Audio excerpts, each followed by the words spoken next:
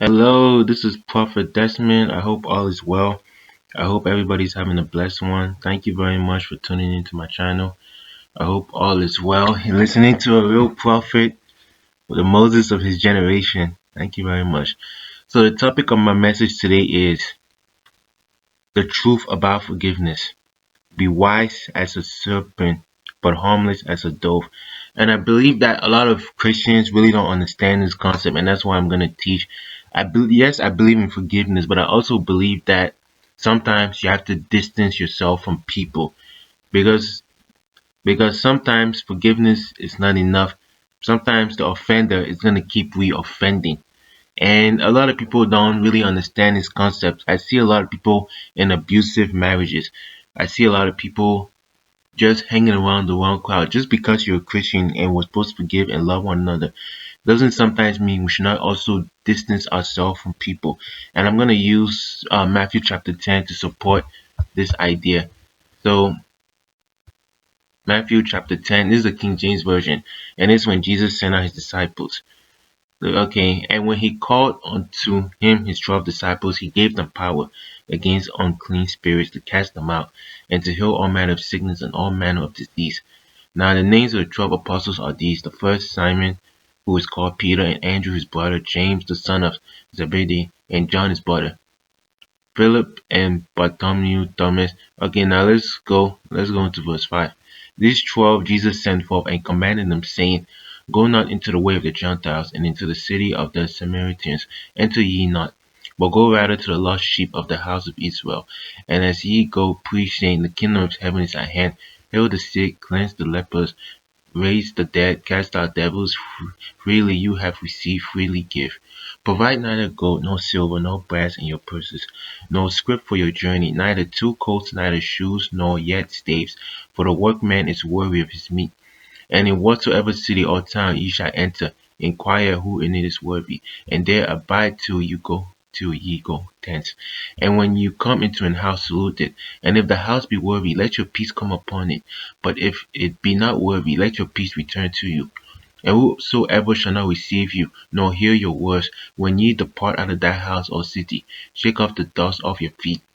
Verily I say unto you, it shall be more tolerable for the land of Sodom and Gomorrah in the day of judgment than for that city. Behold, I send you forth as sheep in the midst of wolves. Be ye therefore wise as serpents, and harmless as doves. But beware of men, for they will deliver you up to the councils, and they will scourge you in their synagogues. And ye shall be brought before governors and kings for my sake, for a testimony against them and the Gentiles. But when they deliver you up, take no thought how or what ye shall speak, for it shall be given you in that same hour what ye shall speak. For it is not ye that speak, but the Spirit of your Father which speaketh in you. And the brother shall deliver up the brother to death, and the father the child, and the children shall rise up against their parents and cause them to be put to death. And ye shall be hated of all men for my name's sake, but he that endureth to the end shall be saved. But when they persecute you in this city, flee ye into another. For verily I say unto you, ye shall not have gone over the cities of Israel till the Son of Man be come. The disciple is not above his master, nor the servant above his Lord. It is enough for the disciple that he be as his master, and the servant as his Lord. If they have called the master of the house Beelzebub, how much more shall they call them of his household? Fear them not therefore, for there is nothing covered that shall not be revealed, and hid that shall nothing be known. So pretty much Jesus was telling his disciples, hey, I'm sending you guys in the midst of wolves in sheep's clothing. Brother shall turn against brother, brother shall turn against father. So Jesus was already telling them, like, there's wickedness among some people. There's wickedness. And I like line 20 verse 23. It says, But when they persecute you in this city, flee into another. So I think it goes the same way forgiveness. Jesus has called us to love one another. But at the same time, if you're being persecuted, flee from it.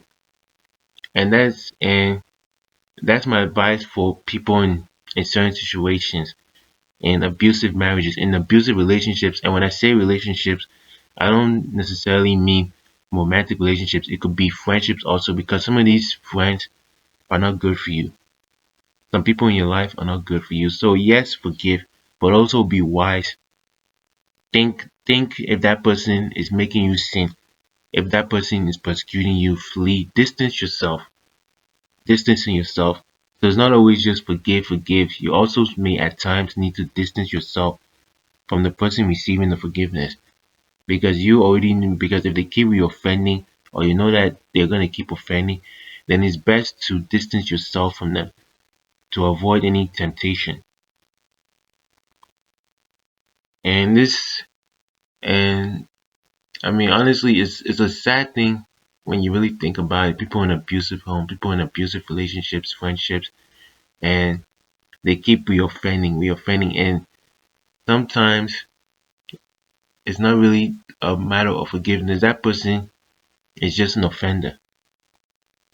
Sometimes you're dealing with a wicked person, and one thing to also keep in mind is that sometimes the enemy may send people in our lives to destroy us. So we have to forgive, but sometimes we also have to distance ourselves from that person. It reminds me of that Bible verse. If your right eye offends thee, pluck it out. For it's better one of your members perish than for your whole members to perish. So if there's so sometimes when there's someone in your life offending you who is detrimental to your progress, who's a hindrance to your progress, who just creates unnecessary obstacles and headaches in your life, pluck them out.